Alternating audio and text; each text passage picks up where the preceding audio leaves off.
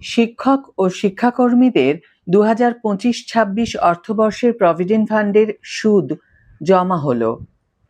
Check করার পদ্ধতি এই ভিডিওতে জানা যাবে। Hi everyone, welcome back to my channel অঞ্জনার ব্যঞ্জনা।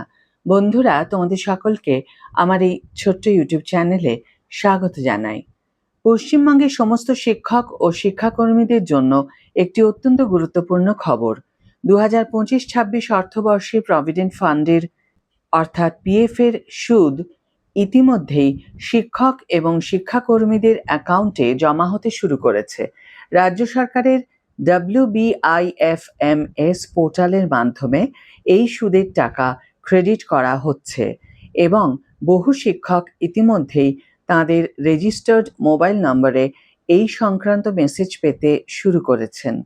এই বিশেষ ভিডিওতে জানাবো কিভাবে এই সুদের পরিমাণ চেক করা যাবে, মেসেজে কি কি তথ্য থাকছে এবং মেসেজ না এলে অনলাইনে চেক করার সহজ পদ্ধতি।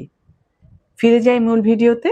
WBIFMS থেকে পাঠানো SMS এ শিক্ষকদের পিএফ অ্যাকাউন্ট সংক্রান্ত বেশ কিছু গুরুত্বপূর্ণ তথ্য স্পষ্টভাবে উল্লেখ করা থাকছে। 1. আর্থিক বছর। মেসেজে স্পষ্টভাবে ফিনান্সিয়াল ইয়ার 2025-26 উল্লেখ করা থাকছে। 2. সুদের পরিমাণ। বিগত অর্থবর্ষে অ্যাকাউন্টে মোট কত টাকা সুদ হিসাবে জমা হলো তার সঠিক পরিমাণ লেখা থাকছে। 3. Account number. Online PF account number যা ESS দিয়ে শুরু হয় এবং বড় সংখ্যার হয় তা দেওয়া থাকছে। 4. কর্মীর নাম। মেসেজে কর্মীর সম্পূর্ণ নাম উল্লেখ থাকছে। 5. Closing balance.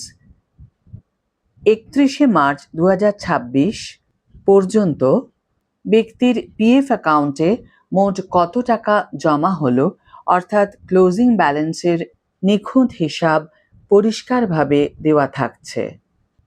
চাকরিজীবীদের ভবিষ্যতের আর্থিক সুরক্ষার অন্যতম প্রধান হাতিয়ার হল প্রভিডেন্ট ফান্ড।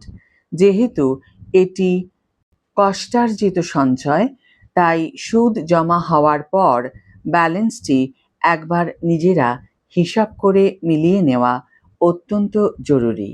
যদি ক্লোজিং ব্যালেন্সে কোনো অসঙ্গতি থাকে বা হিসাব না মেলে, তবে অবিলম্বে বিদ্যালয়ের প্রধান শিক্ষক বা দায়িত্বপ্রাপ্ত আধিকারিকের অর্থাৎ SI বা DI অফিসের সাথে যোগাযোগ করতে হবে। সময় মতো হিসাব মিলিয়ে নিলে ভবিষ্যতে অবসর গ্রহণের সময় কোনো অনাকাঙ্ক্ষিত জটিলতার সম্মুখীন হতে হবে না। আজকের ভিডিও এখানে শেষ করছি বন্ধুরা। ভিডিওটি যদি কার্যকর বলে মনে হয়ে থাকে তাহলে অবশ্যই একটি ছোট্ট করে লাইক দিও, শেয়ার করো বন্ধুদের সাথে, কমেন্ট করে জানিও তোমাদের মতামত। যারা এখনও আমার চ্যানেলটিকে সাবস্ক্রাইব করোনি তারা অবশ্যই চ্যানেলটিকে সাবস্ক্রাইব করে আমার পাশে থেকো, আর যারা অলরেডি সাবস্ক্রাইব করে দিয়েছো তাদের জন্য আমার অনেক ভালোবাসা এবং অনেক ধন্যবাদ। আজ তাহলে বিদায় বন্ধু, দেখা হবে পরের ভিডিওতে। ভালো থেকো, সুস্থ থেকো, সঙ্গে থেকো।